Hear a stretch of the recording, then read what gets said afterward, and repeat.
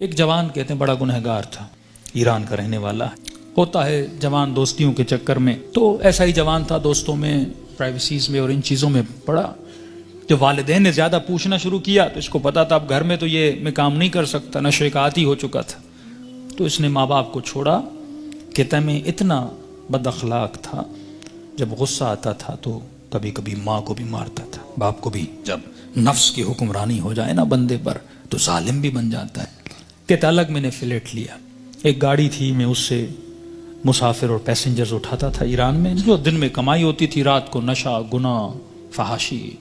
کہتا ہے محرم کا مہینہ شروع ہوا، ایام محرم آئے، 6 دن گزر گئے، میرے دوست نہیں آئے۔ میں نے فون کیا کیوں نہیں آئے، انہوں نے کہا کہ مصیبت کے دن ہیں، ایام ازاں ہیں، ہم گنہگار ہیں لیکن کم از کم 10 دنوں میں ہم احترام کرتے ہیں۔ تو کہتا ہے میں غصے سے دوستوں کو آنے کی ضرورت نہیں ہے، میں نے گاڑی نکالی اور راستے کو جا رہا تھا، مسافر اٹھاتے اٹھاتے رات بہت لیٹ ہو گئی تھی، اس راستے پہ ایک میں نے لڑکی کو کھڑا ہوا دیکھا، اسے میں نے گاڑی میں بٹھایا، کہاں جانا ہے، کہا سیدھا جانا ہے۔ آگے چلتا گیا، اچانک نفس نے غلبہ کیا، گناہ نہیں کیا تھا اتنے دنوں سے، ذہن میں خیال آیا اکیلی خاتون گاڑی میں ہے، نیت گناہ کی، گاڑی کو میں نے موڑا۔ یہ جوان بچی محجب کہنے لگی کہاں جا رہے ہو، مجھے تو سامنے جانا ہے۔ میں نے وہی گناہ والے جملے بولے، اسے دعوت گناہ دی۔ کہ بچی رونے لگی تو کیسی باتیں کر رہا ہے، اس نے کہا میں نے تو ارادہ بنا دیا ہے۔ کہتا مجھے واسطے دینے لگی، اب اکیلی خاتون کیا کرے، اسپیڈ سے میں گاڑی چلا رہا ہوں، دروازے لاک ہیں۔ کہتا مجھے واسطے دینے لگی، ظاہر ہے ایران تو مطلب دونوں شیعہ ہیں نا۔ کہنے لگی تجھے حسین کا واس، تجھے مولا علی کا واس، تجھے امام زمانہ کا واسطہ، ایرانی حضرت عباس کا بڑا احترام کرتے ہیں، تجھے ابو الفضل کا واسطہ۔ کہتا میں نے کچھ بھی نہیں سنا۔ میں نے کہا یہ چھوڑ دو عقیدے کی باتیں، فلاں کا واسطہ، فلاں کا واسطہ، کس نے دیکھا ہے۔ کہتے آخر میں اس نے ایک جملہ کہا جس سے میرا وجود کانپ گیا۔ کہا تجھے نہیں پتا میں کون ہوں؟ کہا میں سمجھا بولے گی فلاں پولیس والے کی بیٹی ہوں، فلاں افسر کی بیٹی ہوں، یہ ہو وہ ہوں۔ میں نے کہا کون ہو؟ کہا میں سید زادی ہوں، تجھے واسطہ میری دادی زہرا کا، میرا ادب نہیں کرتا، میری دادی کا ادب کر۔ کہتے پتا نہیں ایسا کیا ہوا۔ میں نے گاڑی روک لی، میں نے کہا کہاں جانا ہے؟ کہا مجلس پہ جا رہی تھی، امام برگاہ پہ اتار دو۔ کہتا میں نے جا کے اتارا، پورے راستے میں خاموش رہا، سمجھ نہیں آ رہی تھی، ایک خوف سا میرے وجود پہ طاری ہو چکا تھا۔ کہتا یہ خاتون گاڑی سے اتری اور جب جانے لگی تو مجھے کہنے لگی کہ اے جواں میں مجلس میں جا رہی ہوں، تیرے لیے دعا کروں گی، تو گناہ کرنے پہ آتا تجھے کون روکتا، میں اپنی دادی زہرا سے تیری سفارش کروں گی۔ میں نے سارے واسطے دیے تو روکا نہیں، لیکن جب تم نے میری دادی کا نام سنا تو رک گیا۔ اہل بیت فرماتے ہم بڑا احترام کرتے ہیں اس بندے کا جو ہماری دادی کا احترام کرے۔ یہ جوان کہتا ہے میرے وجود میں گویا ایک انقلاب سے، ایک عجیب سی سچویشن تھی، بس دل کر رہا تھا میں روؤں۔ کہتا جہاں میں نے اس کو اتارا تھا وہ میرا محلہ تھا، میرے ماں باپ کا گھر تھا، کئی عرصے سے میں آیا نہیں ان کو دیکھنے کے لیے۔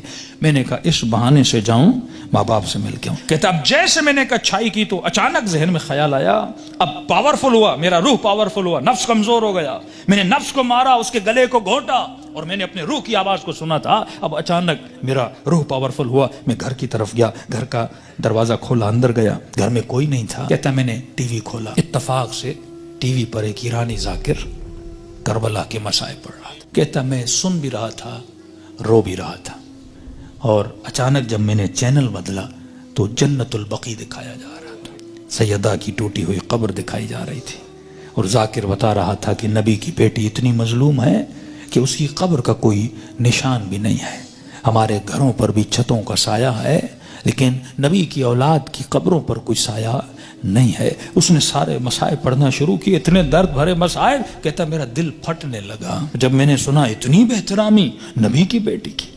تو کہنے لگا سیدہ میں اتنا بڑا گنہگار ہوں لیکن میں نے آپ کی بیٹی کا احترام کیا، ایسے تھے جنہوں نے نبی کی بیٹی کا احترام نہیں کیا۔ کہتا اب جب رونے لگا تو مجھے اپنے گناہ، اپنی خطائیں، اپنی بدکاریاں سب یاد آنے لگی، جتنی میری اندر کی کثافتیں تھیں گویا کسی نے سامنے لا کر کھڑی کر دی تھی۔ اب میں رو بھی رہا تھا، اللہ سے معافیا بھی مانگ رہا تھا، اتنے میں میری ماں گھر آئی، جس ماں کو مارتا تھا۔ اتنے سالوں کے بعد جب ماں نے مجھے دیکھا، کہتا جیسے مجھے دیکھا تو دیکھ میں رو رہا تھا، کہتے جیسے مجھے دیکھا تو بڑے پیار سے میرے ماتھے کا بوسہ دیا اور کہنے لگی رضا تو وہ نہیں جو یہاں سے گیا تھا، مجھے بدلا بدلا لگ رہا ہے۔ تو میں نے رو کر کہا کہ اماں مجھے سیدہ نے بدل دیا۔ کہتے معافی مانگنے لگا، ہاتھوں کا بوسہ لیا، ماں کے قدموں پہ گرا کہ اماں مجھے معاف کرنا، میں بہت برا تھا۔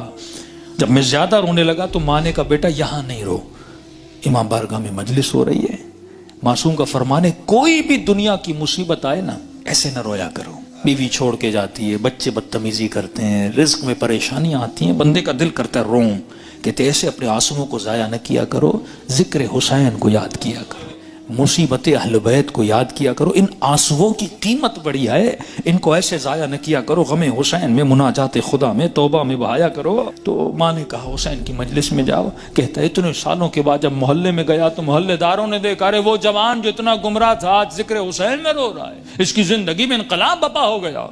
کہا کہ جب سے گیا، اس کی ماں کہتی ہے یہ خادم بن گیا حسین کا، یہ عزاداروں کے برتن دھوتا، کبھی جوتیاں بناتا، کبھی وہاں پہ ان کے لیے چائے رکھتا، دن رات خدمت کر رہا ہے کہ پورے محلے نے گواہی دی کہ یہ اس سے سچا عزادار ہم نے دیکھا نہیں ہے۔ کہتے ہیں ایک دو مہینے گزرے، ایک قافلہ بنا کربلا جانے کے لیے، تو لہٰذا اس قافلے سالار جو تھا، مسجد کا ہیڈ بھی تھا، پریزیڈنٹ بھی تھا، اس نے اسے بلایا کہ رضا ادھر آ، ایک جوان کو ہمارے ساتھ چلنا تھا جو ہیلپر تھا لیکن وہ بیمار ہو گیا ہے، میں اتنے دنوں سے سوچ رہا تھا کسے لے کر جاؤں اس کی جگہ پر، اچانک ذہن میں خیال آیا تجھ جیسا نیک جوان ہے، اسے لے جاؤں حسین کی زیارت پہ۔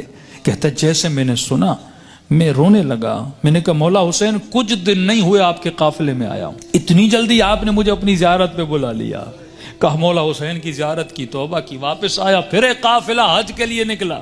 کہ رضا قافلے والے اور محلے والے بول رہے ہیں جب تک یہ جوان چلے گا تو ہم چلیں گے، کیونکہ ہم نے اس سے اچھا خادم نہیں دیکھا، اس سے اچھا محبت کرنے والا نہیں دیکھا۔ کہ تب تو پاؤں سے زمین نکل گئی کہ سیدہ اپنے بیٹے کی زیارت بھی کروائی، اب اپنے جنت البقیع بھی مجھے بلا لیا۔ کہ اتنا بڑا شرف مجھے ملا، گویا زندگی بہار بن چکی تھی۔ جب سب کچھ کر کے واپس آیا، اس کے محلے کا ایک نیک متقی پرہیزگار تاجر تھا، بزنس مین تھا، وہ اس کے باپ سے ملا، کہنے لگا کہ میں اتنے دنوں سے دیکھ رہا ہوں ایک جوان میں اتنا انقلاب آ جائے، مجھے سمجھ نہیں آ رہا، مطلب یہ ارادے کا اتنا مضبوط ہے، یہ اور بن چکا ہے، میں چاہتا ہوں کہ اپنی بیٹی کا رشتہ اس سے کرواؤں۔ اس نے کہا کہ میں اپنے بیٹے کی گارنٹی نہیں دیتا، تجھے پتا ہے 4 مہینے پہلے کیا تھا اب کیا ہے، بات کرنی اس سے جا کر خود کر۔ اس کے پاس ہے، کہنے لگا رضا اپنی بیٹی دینا چاہتا ہوں لیکن ایک وعدہ دو۔ کہ کون سا وعدہ؟ کہ وعدہ یہ دو کہ پھر حسین کو چھوڑو گے نہیں، یہ دروازہ چھوڑ کے جاؤ گے نہیں۔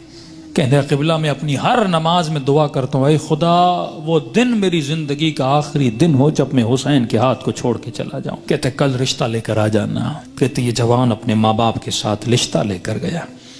جب اس کے گھر میں داخل ہو، ایران میں رسم ہے جس بچی کا رشتہ دینے جاتے ہیں وہ چائے لے کر آتی ہے، وہ بچی چائے لے کر آئی، جیسے اس جوان نے کپ اٹھایا اس بچی کی نگاہ اس کے چہرے پر پڑی، کہتے ہیں ہاتھ سے وہ ٹریل گرا اور چیخ مار کے بے ہوش ہو گئی۔ کمرے میں لے گئے، بڑی دیر کے بعد ہوش میں آئی، اور جیسے ہوش میں آئی زار و قطع رونے لگی، اور اس کی زبان پر بس ایک ہی نام تھا، یا فاطمہ الزہرا، یا فاطمہ الزہرا۔ ماں پریشان، بیٹی رو کیوں رہی ہو؟ ایسا کیا دیکھا؟ یہ جوان پریشان، اس کے ماں باپ پریشان، ایسا کیا ہوا؟ کہتی اماں اللہ کی قسم ہے کل رات میں نے خواب میں سیدہ فاطمہ کو دیکھا تھا، مجھے سمجھ نہیں آ رہا تھا، کل رات بی بی اسی جوان کا فوٹو مجھے دکھا رہی تھی اور کہہ رہی تھی کہ تو میری چاہنے والی ہے، جب اس کا رشتہ آئے اسے انکار نہ کرنا، اس نے میری بیٹی کا احترام کیا تھا۔ تبھی فرمایا جب تو ایک قدم اہل بیت کی طرف جاتا ہے وہ 10 قدم آگے بڑھاتے ہیں، لیکن سوال یہ ہے کہ یہ قدم اٹھیں، زندگی میں ان کو راضی کرو جن کے راضی ہونے سے خدا راضی ہوتا ہے۔